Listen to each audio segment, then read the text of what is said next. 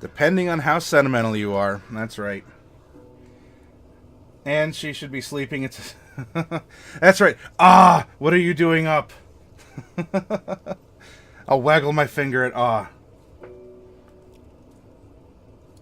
But she's under your care, Soraya, so you gotta watch out for her. Okay, so we have character number 2. We will come back and we will fill in some details for Ceylin in our third part, like cleanup phase. King says, could you technically have a human animal companion if they rolled their int to be less than 3? Yes, me lord. All right. What? You kind of have in that case, and she hasn't left her kid behind. She's just sort of dragging around her baby as her pet.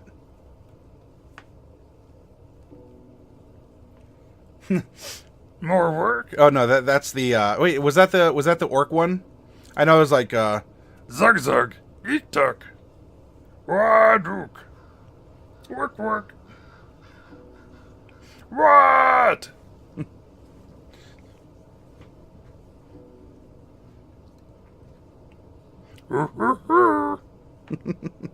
Oh, I remember. Those were the days. Oh, more work was the human whatever. More work? Yes, me lord. Where was I? No fun allowed. No fun. No fun allowed. Peasant Peon, I forget, many years ago. Yeah, but you know what? Warcraft 3 is getting a remake as possibly an introduction to Warcraft 4. We shall see. Then again, people are also talking about Diablo 4. Diablo 4. You still have Warcraft 2. Oh. You know, you can, at least I was able to put my copy of Warcraft 2 into a CD player in a car, and it played the background music. I thought that was interesting.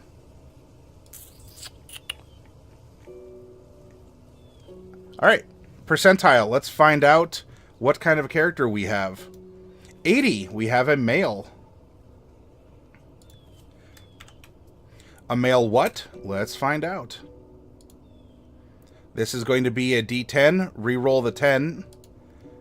It is going to be a half-orc, and it is going to favor... He's going to favor his orcish heritage.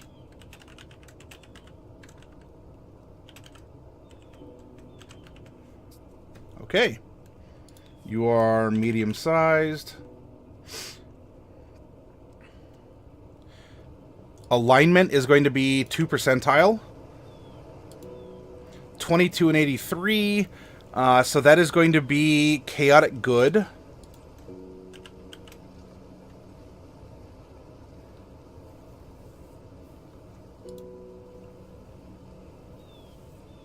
This campaign is just bring your kid to work day.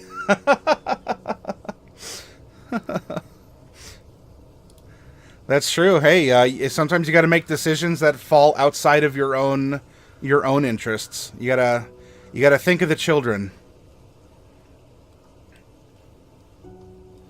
We're gonna change this back to a 1 percentile set and roll it. 62. This is gonna put us in the realm of a 10th level character. There we go.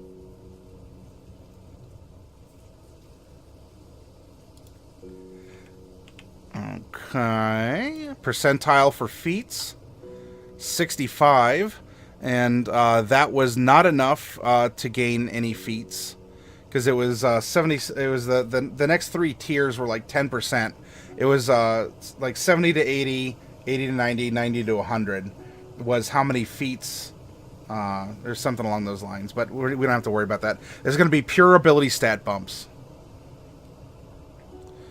Boo-ba-booey. Background is a D13. Roll it. We have 12. We have an urchin. No, I'm sorry. That was a 13 is an urchin. That's a soldier.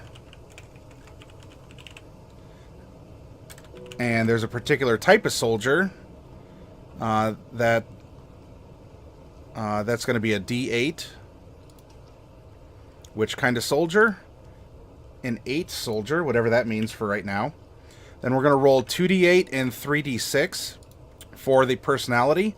And on this sheet, they were moved down yonder.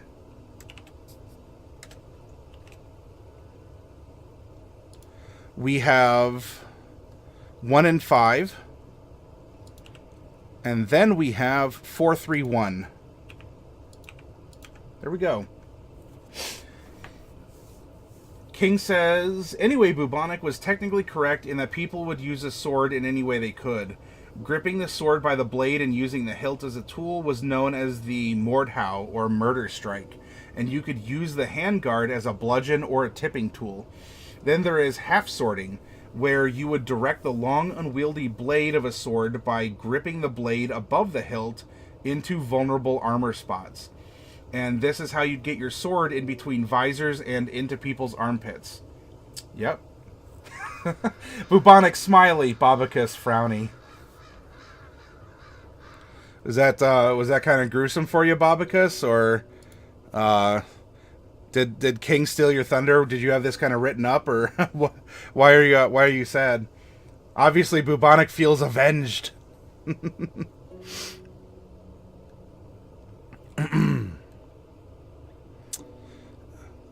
Now we get to see, after filling in these numbers, which kind of character we have with a D12 roll. A 9. A 9 is a rogue. And there are D3 archetypes for rogues. Change that to a 3 and hit roll. It is archetype number 2, Assassin.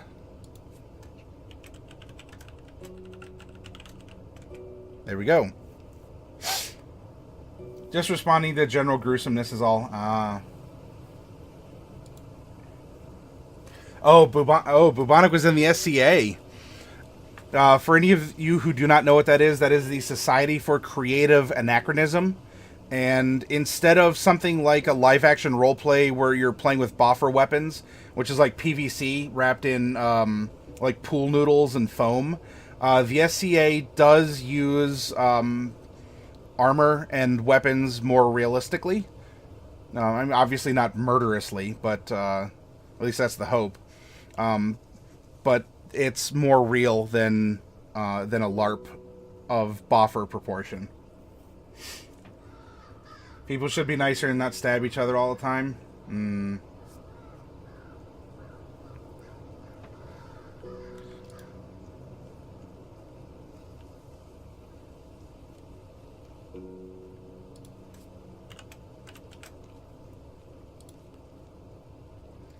Metal weapons hurt. Even if you're wearing metal weapons hurt. I mean, just because you wear a Kevlar vest and it can stop a bullet doesn't mean it's not going to get hurt to be shot by a bullet, too. I'd love to swing at people wearing armor with a real sword. It sounds fun. Hey, Dill. Pennsylvania has a good amount of nerds. You probably have a local SCA chapter.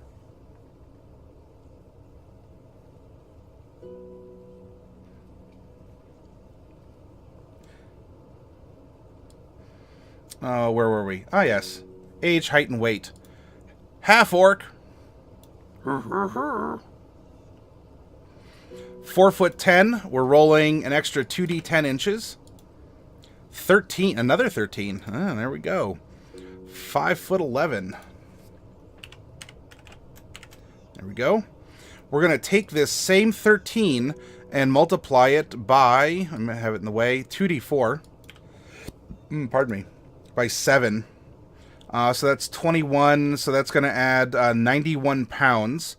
And so this is 231 pounds. Whoops, that's a comma. Age band is on a percentile roll. 71. All right, so he's middle-aged. And that is going to be column 4, right? And then we look at Half-Orc. Between 41 and 55 years old. That is going to be 1d35. We're going to add 9 years.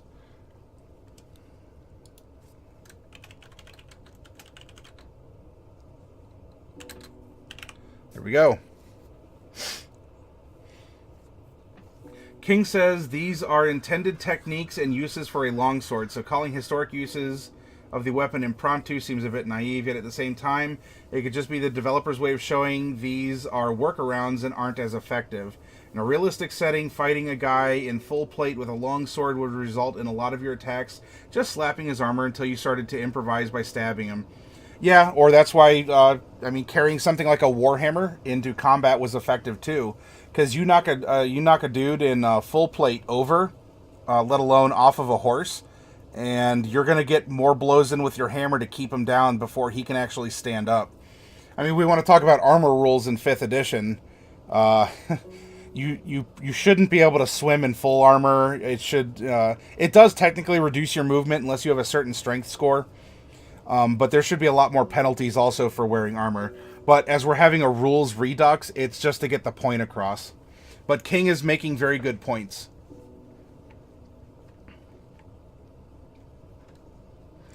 Okay, we are finished with you.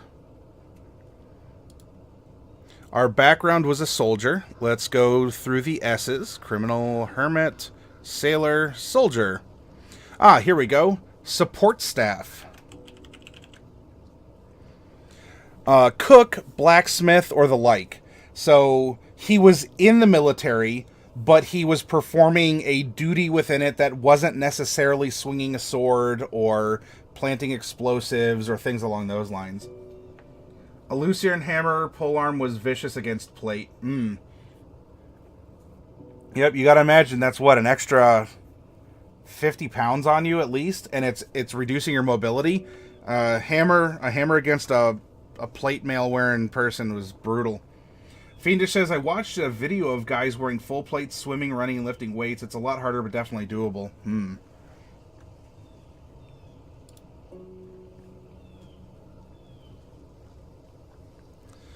Okay, so we need to think about what kind of support staff he's going to be, and that will maybe all be revealed as we continue to fill out his personality.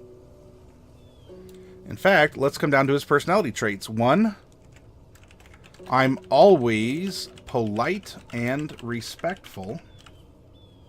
And 5, I can stare down a hellhound without flinching. If any of you out there were in the military, if you're a veteran or something, and this is reminding you of someone you encountered, maybe you can personify him or her through this character. I'm fortunate that I have some veterans in my game store community, and they have some very interesting tales. 4 is might. In life as in war, the stronger force wins. This is evil. Though it doesn't have to just be evil as we weave this thread through the tapestry of the character. What are his bonds? 3. Whoops. Let's scroll down. My honor is my life. Flaws 1. The monstrous enemy we faced in battle still leaves me quivering with fear. Ooh. DM bait. Stuff for the campaign. Fiendish Acorn consults the deck of many things. Talons. Oh no. Rip all your items, Fiendish. Depends on the armor. If the armor is fluted, says Bubonic. Fluting armor is just as effective, but it costs more because of its weight. And King is providing a link to support the things that are being said, I'm presuming. I will open these and hold them off to the side here, because then we can have some video time. It's not gonna do it. Ooh, swimming in armor. Ooh, piece of candy. All right. Interesting personality. So the stronger wins. That definitely plays into his flaw, because the stronger force won in that case. His honor's his life. He can stare down a hellhound, and he's always polite and respectful. This still plays into a chaotic good character, I think, very well. We just need to figure out what kind of support is he. Well, I don't know. Let's see what we have here. We're going to get a few more things, by the way, for being a soldier. We have proficiency in athletics and in intimidation. There we go. We get one kind of gaming set. So under tools here, I'm going to put gaming, question mark, question mark, question mark.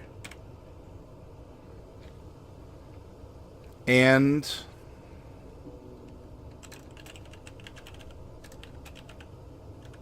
land vehicles.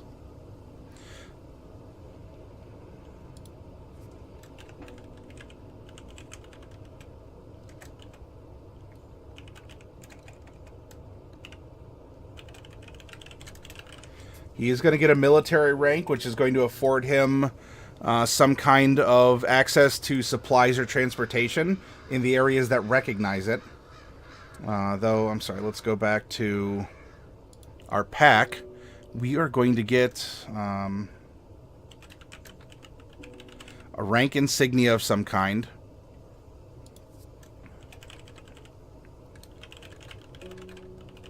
A trophy from a fallen enemy. This is something for us to think about. Was that the enemy probably wasn't the big monster that scared him. It could be maybe, I don't know, like a tooth of the great something or another that attacked, and it makes him scared, but he hangs on to it for some reason. What else? Bone dice. Okay, so this is going to be gaming set, and we don't know which one we want for him yet. Common clothes. And a belt pouch with 10 gold in it. This guy's traits are also sort of out of line with his alignment too. Now, how do you think that, Bobicus? Because of the intimidation or something? Bubonic says, some think it's pretty armor, but it's like that because it's well formed to its wearer. Most knights are strong, beefy peeps, hence they were better looking to peeps because of that. That could be. Compared to a peep, we're both soft and fluffy, so I can identify with a peep very well.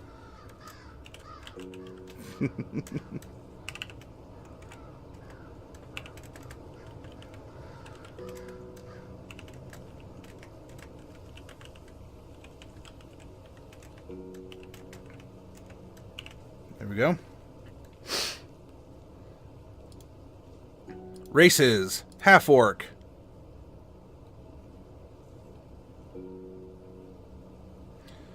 Strength by 2. Alright, so we're going to put in a reminder here. And our con goes up to 1. No, because honorable is opposed to chaotic and stronger force wins. Well, honorable doesn't mean he can't be chaotic, because that just means he can be selective about who he gives his word to. He's not a, you have a classic knight who is honor-bound by some code to help all in need. He would say, if I'm going to agree to help you, I'm going to help you, but you have to, why am I going to help you? He's just more discriminating in that case. He just doesn't give his word. He'll keep it if he gives it, but he doesn't have to be consistent in who he gives his word to.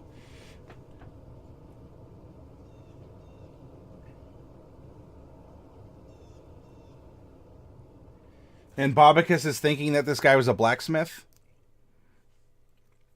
You know, if that's the case, and now we do have a rogue. Remember, he is a rogue assassin by trade. Yeah, so forging blades could be something along those lines. We can make him a beefy rogue. Like, we can make him that bouncer type, that thug type, an enforcer, like a mafioso enforcer. Something along those lines.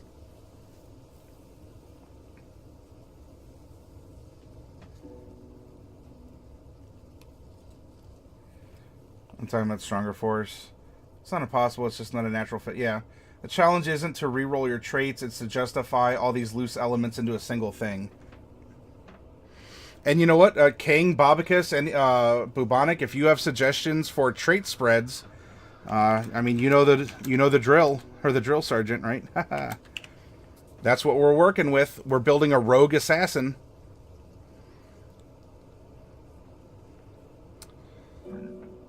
Pardon. All right, he is medium-sized. His speed is 30, his running speed. He has dark vision of 60 feet, so we put that in the little eyeball up here. We gain proficiency in the Intimidation Skill. Now, we already have Intimidation because he's a soldier.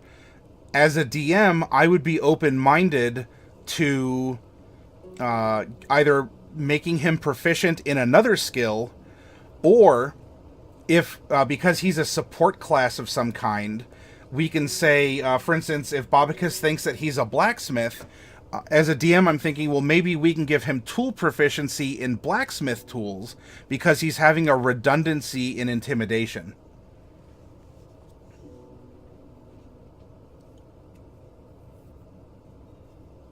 How do you have honor yet not be beholden to a rigid structure?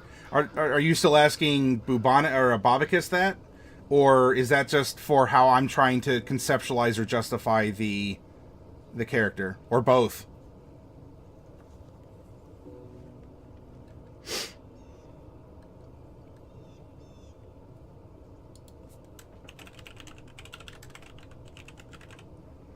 Questions for Bobicus, gotcha.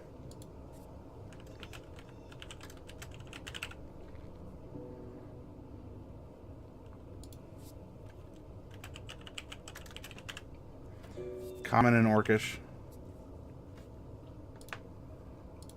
Okay. Done with that. Now let's go down to Rogue.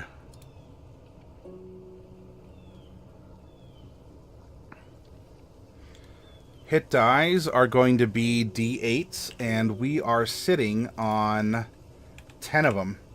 There we go. We do get proficiency in light armor. And we do get weapon proficiencies with simple hand crossbows, long short swords, and rapiers. The honor-bound chaotic is difficult. What if he only cares about his honor and his image, and doesn't care actually about being honorable? It wouldn't be evil either.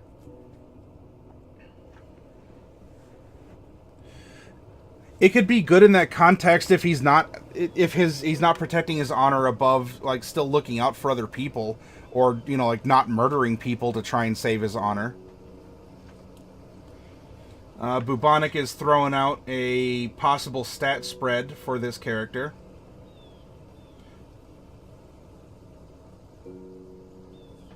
Oh, look at that. Making him like a big fat strength and a big, a con. Oh, he's going to be a bruiser if we do that. And now the low dex isn't necessarily bad because he's going to get some things that can help support dex. Or at least, you know, grant him maybe some DR in that case. And so he's letting his class supplement, yeah, like a strong arm assassin.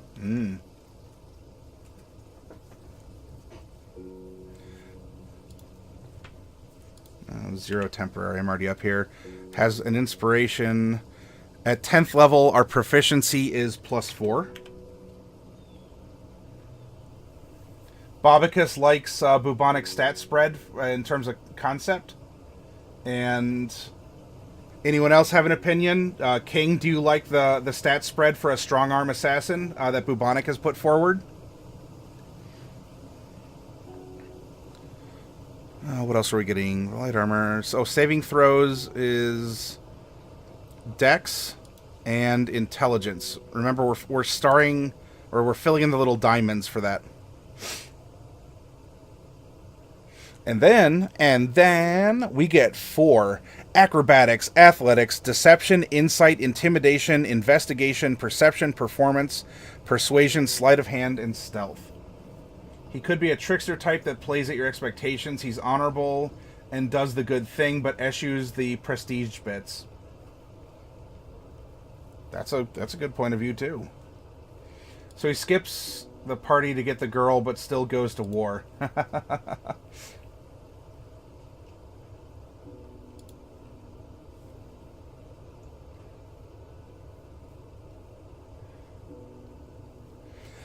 Given his personality and the different concepts for him that is being thrown out there, we need 4 skills.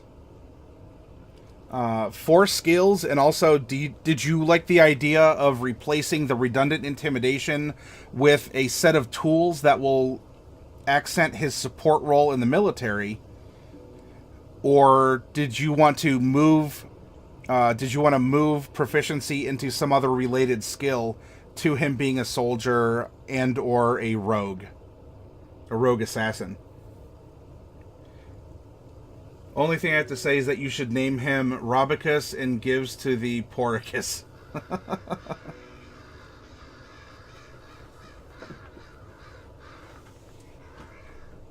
Bobicus would take me up on the blacksmithing tools offer. Going once. Going twice. Going thrice. Or if this was Monty Python, 5.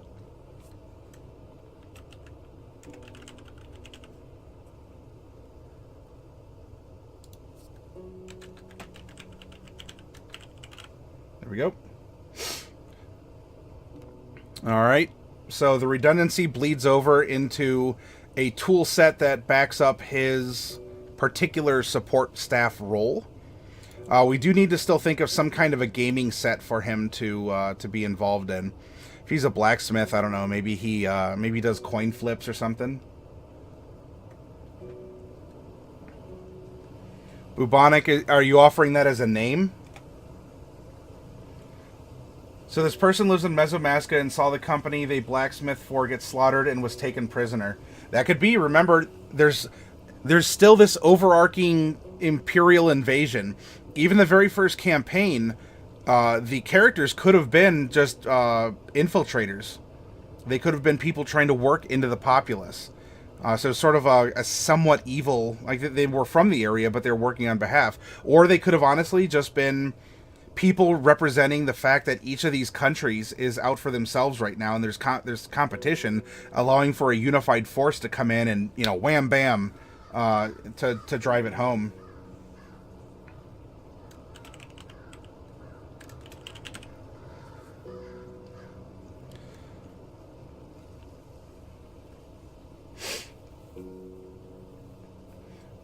And you know what? Being a soldier, his rank would be recognized. It would for sure be recognized in one of the areas, and it could even be the area in which we choose to set this this part of intrigue in Mesotopia. Let's see. So he's a rogue assassin. He has these personality traits here. Polite and respectful, can stare down a hellhound without flinching. I mean, that's intimidation, right? Might, as in life as in war, the stronger force wins. So we already have athletics. My honor is my life. And the monstrous enemy we face still leaves me quivering with fear. That could be something like...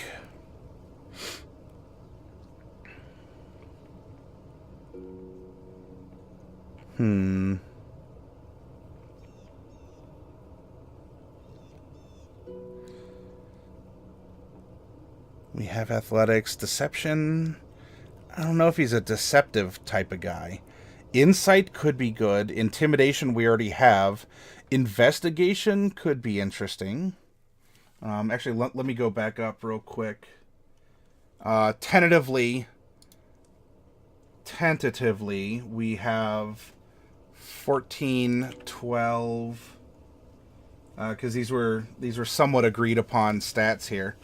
15, 10, 8, and 13.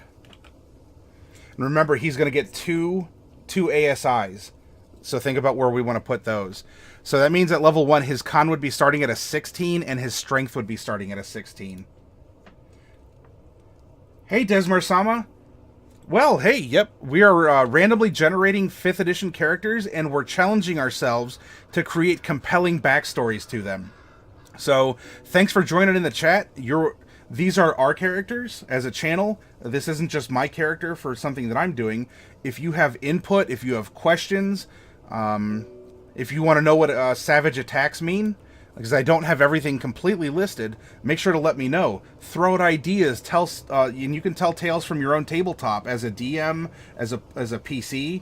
There's people of all different experiences that are in the chat right now.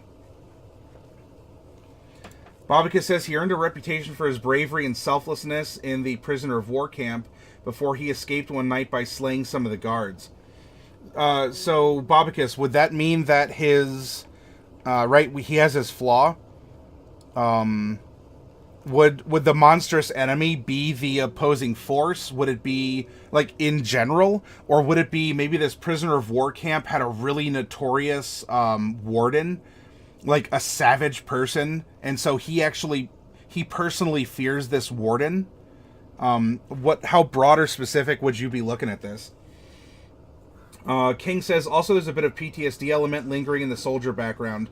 They're mostly defined by the war they were in and got out of, so there's room for Robicus to have realized the full horror of war, be not entirely proud of the effort, and be the kind of guy who keeps away from his uniform or wears it casually, instead of with the formal and intended rules. Yeah, he might only bust out his insignia if it'll, help. If it's a case where the leverage, like he needs the leverage.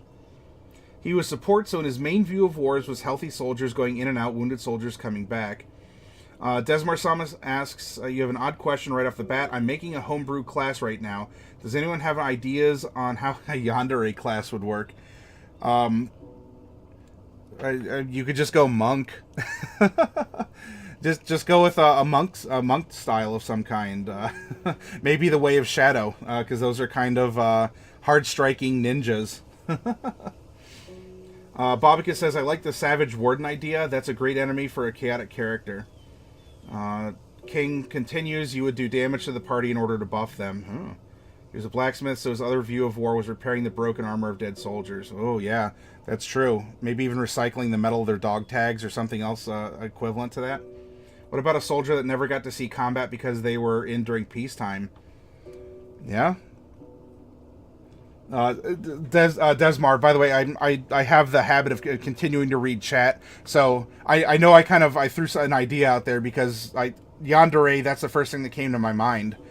Was maybe a Way of Shadow monk if you didn't want to just create a custom class. Notice me senpai is like a feature. Though at the moment I don't have sort of like a blank template open to be able to create the class in openness. But if you want, because really yandere is more of like a background than it is really a class. In my opinion, or how I know a yandere to be or how to act. Hopefully that helps you, Desmar. If you have any other questions, though, please feel free to field them in the chat, and we can continue to work on your ideas.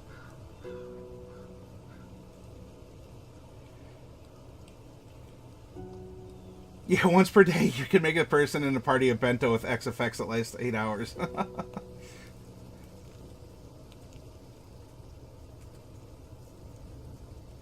Yeah, that would be difficult to work with the monstrous enemy.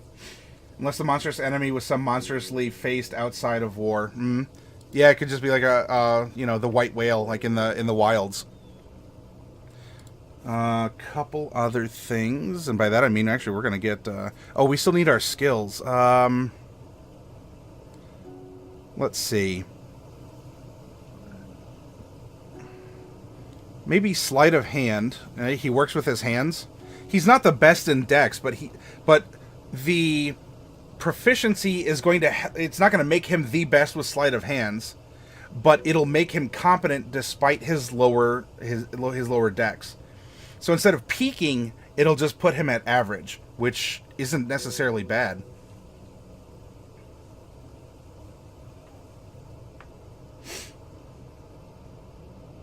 Most of what you're doing is a fun flavor class as opposed to legitimately functional.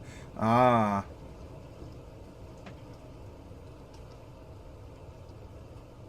Yeah, that's King does have a point, and think of this too. If you want an intrinsic sort of weapon built in, again, build it off the monk chassis. They're martial arts, fighting with their hands. You could just say that you're reflecting that with slashing damage instead, because intrinsically they always seem to have this weapon on them. It's like Amy from Sonic the Hedgehog, right? She has this hammer space. Where does she keep these large bonking hammers? Who knows? But she can summon them, and she does this bludgeoning damage like at will. Bubonic says he could be a part of a special forces who use blacksmithing as his cover. Yeah. Something along, yeah, but that's, I don't know, that almost be like spy stuff, maybe. I don't know. I get what you're saying, Bubonic, but something's just not resonating. Though, if you want to continue to put the idea out there, just because I don't resonate with it, if others in the chat are like, yeah, that makes a lot of sense, or you even say, Bubonic, oh yeah, I read this, or I experienced this, or I knew this, I'm open to it. King says, like a yandere girl could just be a sorcerer whose magic is the power of her love, and the effects are different, insane ways she loves. Yeah. So it'd be kind of like wild magic, right?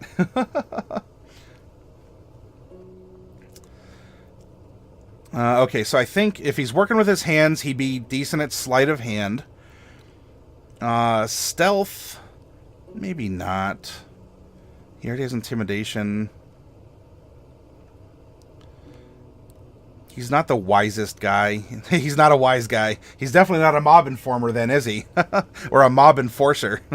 Yeah, wise guy, are ya? Maybe we'll give him both acrobatics and athletics, so he's rather physical. There's 2. Performance could be good, right? Telling tales. You could arguably do like maybe a performance with the blacksmithing. I mean, the blacksmithing tools is a way to carry like a strength score, but I don't know, something along those lines. He can tell tales of war, which is a way. I'm always polite and respectful, and also then maybe persuasion could be a way to be polite and respectful and channel that through a skill. So there's our 4. Now, unless any of you out there don't like that spread, we went for persuasion, performance, acrobatics, and sleight of hand. Hey, Desmar-sama, thank you so much for following. Hopefully you're enjoying the discussion, and we're giving you some good ideas for your personal quandary. And in the background, I'm working on this character, but maybe there's different storytelling elements that you're using then that you can incorporate and bleed into your custom character. Because this channel is about creation, storytelling. We're focusing on that more than just it's the me show.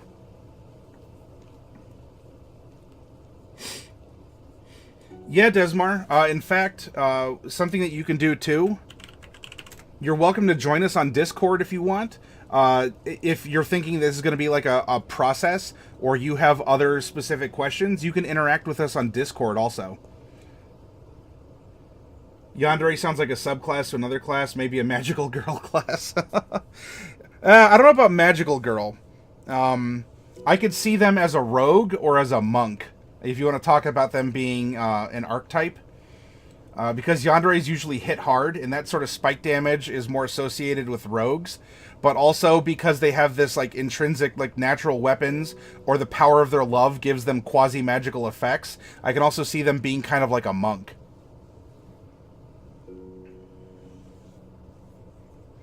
But anyway, yeah, Desmar, I'm happy that you joined us. This channel, we're all sitting around a table in a game store, and we're talking shop right now. You're trying to get somewhere between paladin and rogue, the senpai devotion as opposed to the religious devotion. Well, that could be a flavor, I suppose. But I don't know. Ultimately, anything is anything because we're talking fantasy. Rogues can be very good tanks, not in a traditional sense. And this is sparking that whole other conversation we had about how rogues, you could say, are arguably the best tank because of all of their mitigation, mobility, able to kite enemies and whatever. So they're a very good non-traditional tank, but anyway, that's its whole other thing. Oh, not for the yandere class, but for a magical girl class. Yeah, sorcerer, right? You cast off charisma. Love and peace.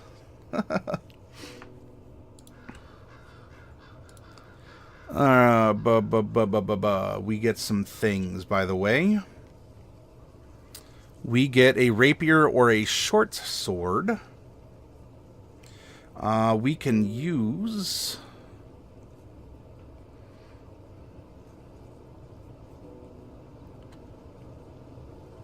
where's... here we go. Maybe give him a short sword. Short bow and quiver, or another short sword? Sure. I guess in that case we can just go rapier, and we'll give him a short sword also. He's a blacksmith, so he makes a lot of different things. Burglar's pack, a Dungeoneer's pack, or an Explorer's pack. Ooh. Burglar's pack has some fun toys in it, and those might be things... It's not a set of smithing tools, but he might be able to have fun. Like, all the burglars, like, he made all the little, like, burglar toys as a blacksmith. I think that could be fun. Burglar's pack. Leather armor, 2 daggers, and thieves' tools.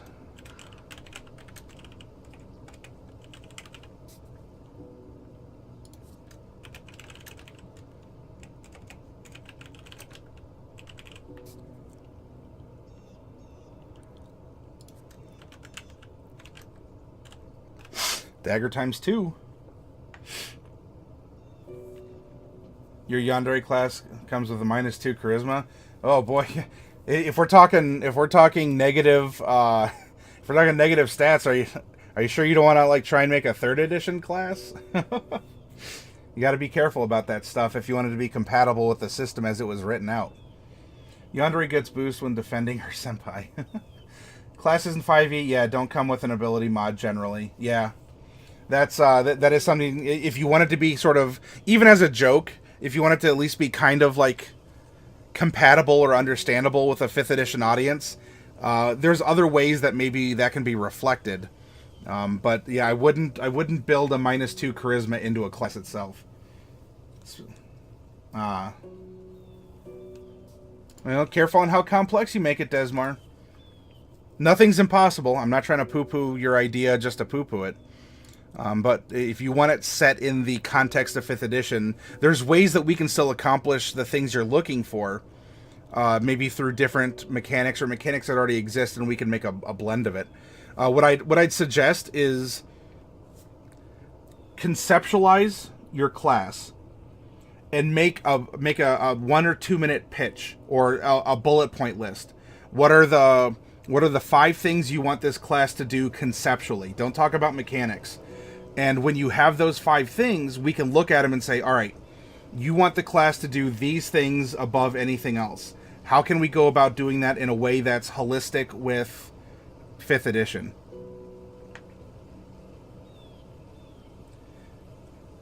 Hey, I'm glad you're doing that, because Desmar, there's in the audience here, there's a lot of people with different skill sets, knowledges, abilities, verbiages, and vocabularies, and demeanors, and how we come across. Ultimately, though, this is a place of constructive criticism and building, where you may hear no.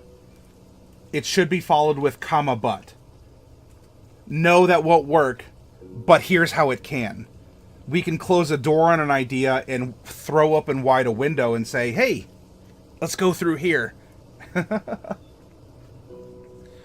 Because especially if you want to showcase this to a group of friends, other people who will get it, then we want to help you as an ambassador of role-playing, of storytelling, as someone who wants to get involved in the hobby. We want you to be, polished, knowledgeable, friendly, and coming across as adaptive and understanding of the system in which you want to work, so that you can help more people come aboard and play and open their minds and expose them to all the great stuff that role-playing has to offer. There we go on a soapbox again. Oh boy. We're going to get expertise. Now, this custom character sheet allows for an easier time of indicating expertise than the other one. We get 2 skill proficiencies. 2 skills or 1 skill and proficiency with thieves' tools.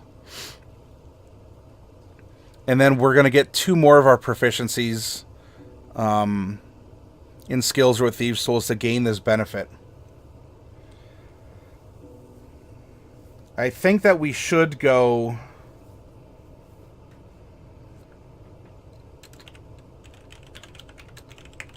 thieves' tools, just to give a little bit of a boost there. And then we're going to get 3 more, because remember, we're making a level 10 character, so we are looking ahead a little bit.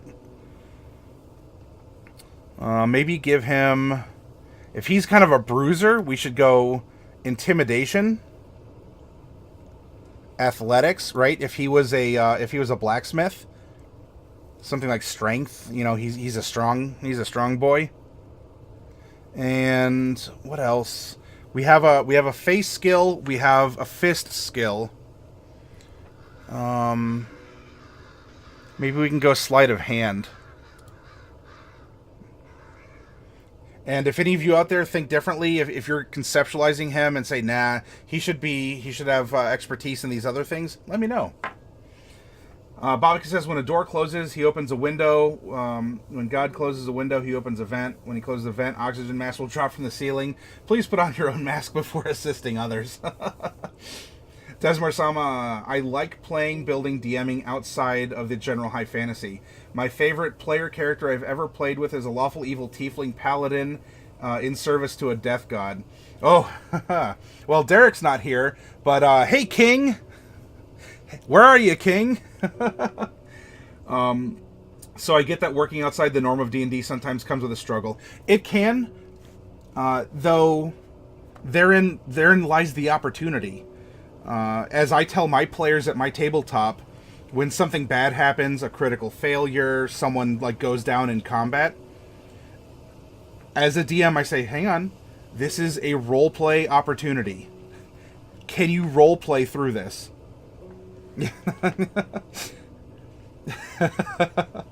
Yeah, by the way, Desmar, you're now on the list. Sorry.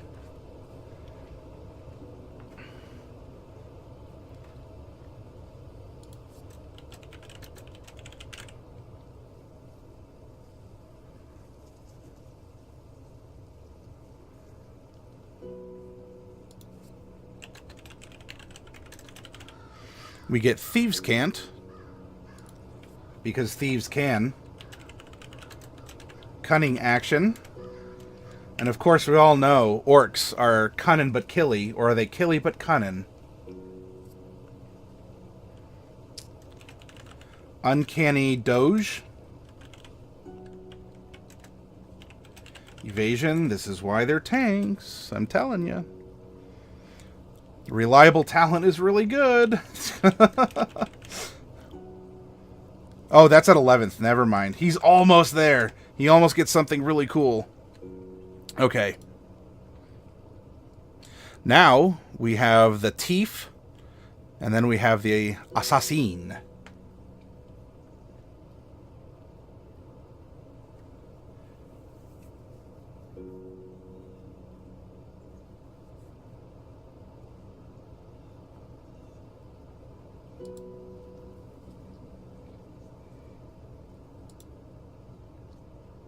Oh, the Desmar, so the list. King has preferences. There are some player character races that he prefers, such as the beautiful and noble high elves, and there are others that he doesn't prefer, such as tieflings, halflings, and gnomes. Derp.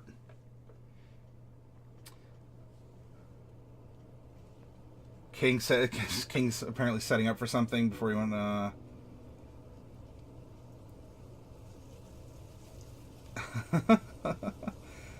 Have you heard of the thinking trunk? You just need to put your forehead on this piece of wood for a moment, not move.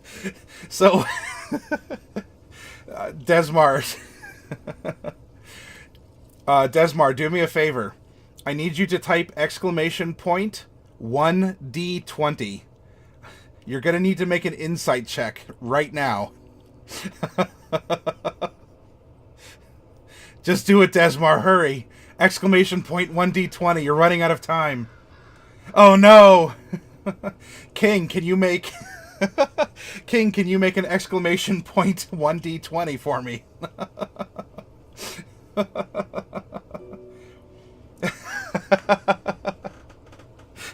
Bye, Desmar. Here, I'm going to simulate what's about to happen to your head. Whoops. There it goes. Woo! You're going to feel a little sting from King.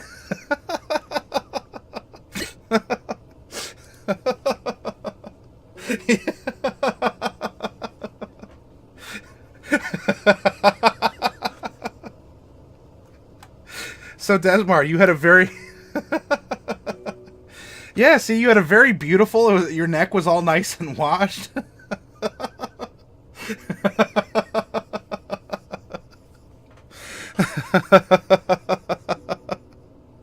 I should be writing stuff down, but I can't.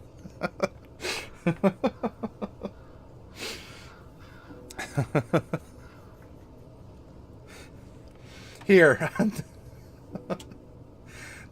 Desmar.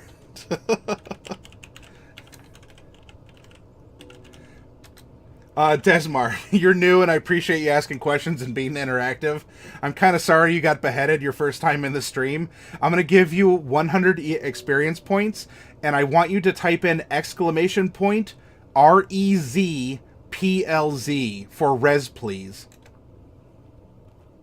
And let's see, Delcorin's going into the forest pretending like nothing just happened here. A treant pair pops out at Delcorin. You attack with disadvantage, 13 and a 12. You still make it, and Delcorin ends up winning 150 EXP.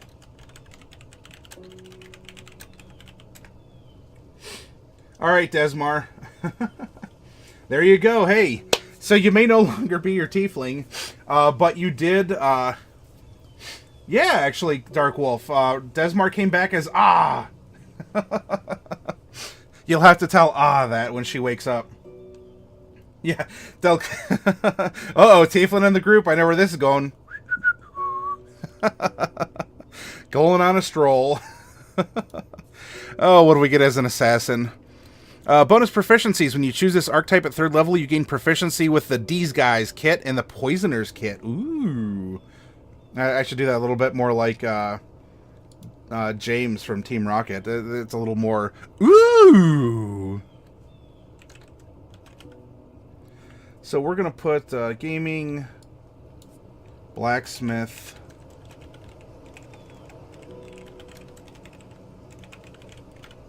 there we go.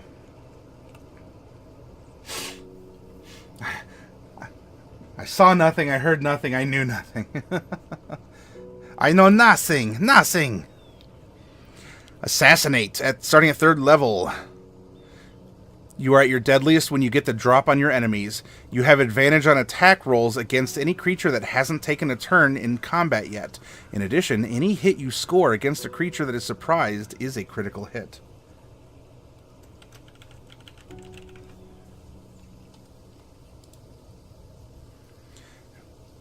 Und then we get the infiltration expertise.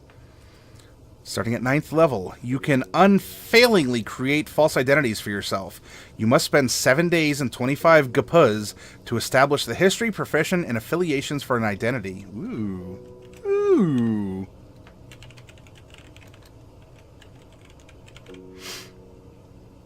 There we go. We're not quite at imposter yet.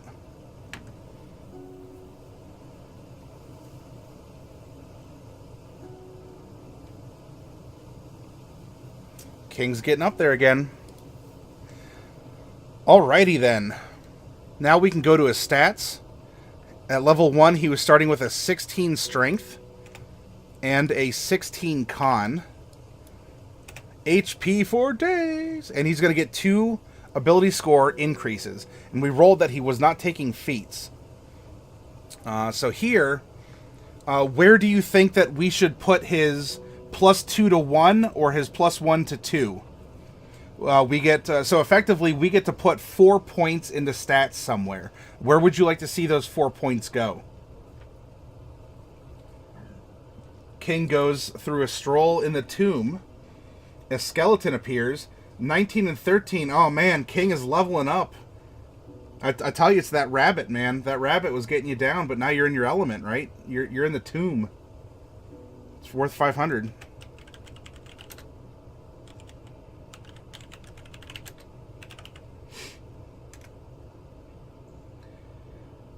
Next up, Dark Wolf tried to take on a random monster and won. Nice. Then going into the dungeon, she's prepared. 12 or greater.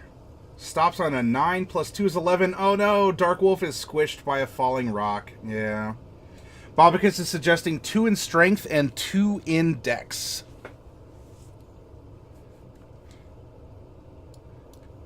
If that's the case, that's going to put us at 18 and 14, respectively. Dark Wolf asks for a res, comes back as a male goblin monk. Seems good. You can be a vicious little person in there. 4, 2, 3, 0, neg 1, and 1. That is going to give our athletics an 8. Our saving throw is going to be a 6.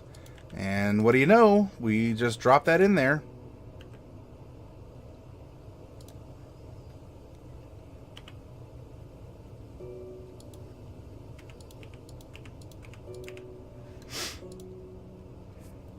-1. Control C and Control V the whole way down. 1, 2, 3, 4, and 5. But being a blacksmith, like all those sparks and the noise, like maybe he doesn't hear so well, or he sees these after images of sparks everywhere. Saving throw is 1, deception is 1, and all of these other tings are 5, 5, and 5. Our passive perception is 9. Yep, no tail. Remember, kids, if you have a tail, then soon Chiron will you sail. Although, isn't it supposed to be Charon? Charon? I don't know. I could be confusing it. Desmer-sama, I can't take goblins seriously. After my last campaign, our DM made all the local goblins like 1950s greasers that all had names starting with th. Thunk, Thwip, Thwap, and so on. And yet you were able to see it in your mind's eye and recount the tale. There are a million spellings, Sharon. Okay. Yeah, I mean it's across cultures and languages. It's kind of gotten to that point. What else do we need here? Oh, we need our hit points. We're getting an 8 at first level. And then we are getting 8 times 3 is 24 from our constitution alone. Und then we are getting 9. 9 times half plus 1.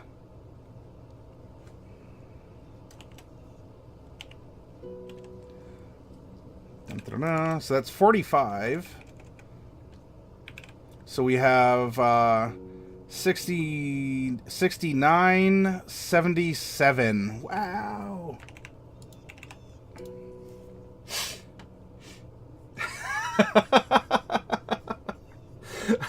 Oh, jeez, King.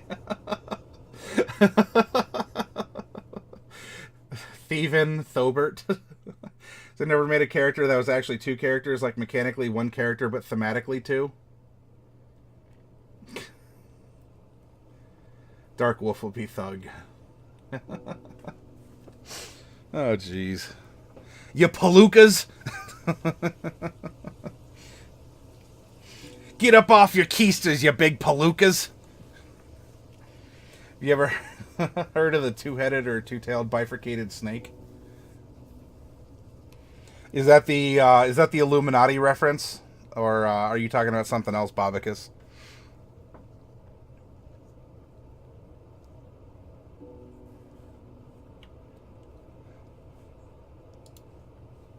I'll put that up for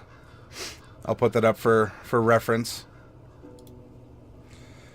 What else do we have? We have a +8.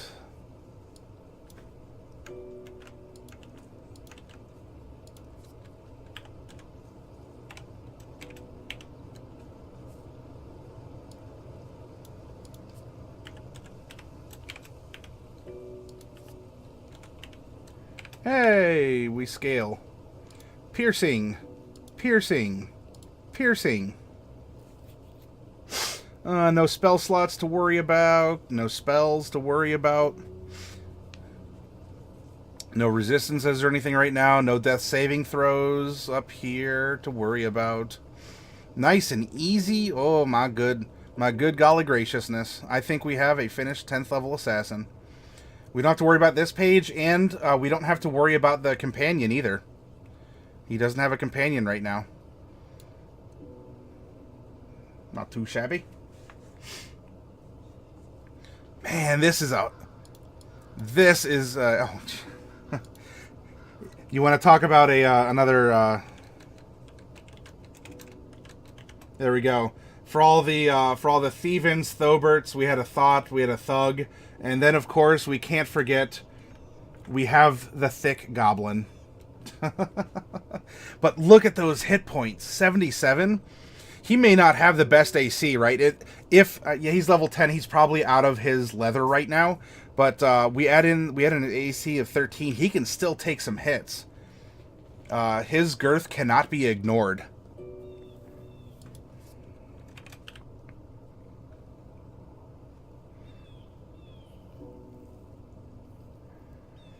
Okay, so aside from, I guess, defining what kind of gaming set he's proficient in, and we can go down here real quick to this kind of a thing.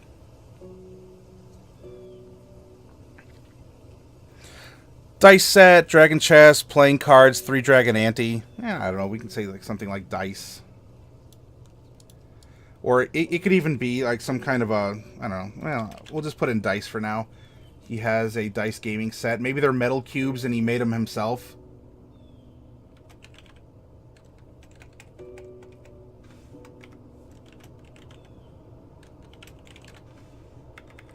There we go.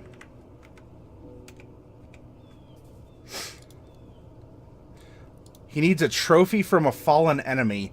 This could be the escape from, by the way, from a POW camp. Afraid of the savage warden. Just as RP notes on the side. What kind of a trophy from a fallen enemy would he have? Maybe he has something from his POW camp or something along those lines.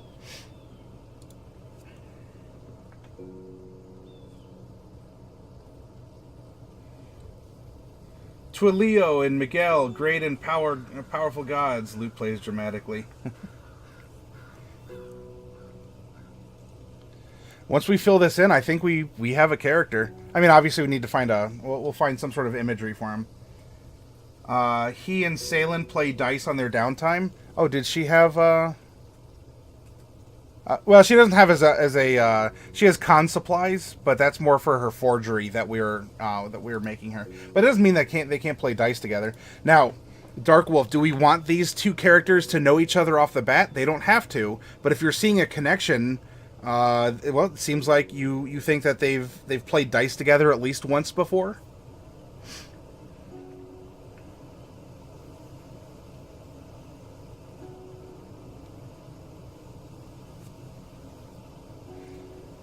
Oh, she does like to gamble. That's right, Dark Wolf. Good memory. Yeah, down here. I'm a born gambler who can't resist taking a risk for a potential payoff. You know what we could even do then, if that's the case? Right? And we're trying to figure out how we can thread the needle, given his chaotic good alignment, with some of his aspects of his personality. You know, honor and whatnot.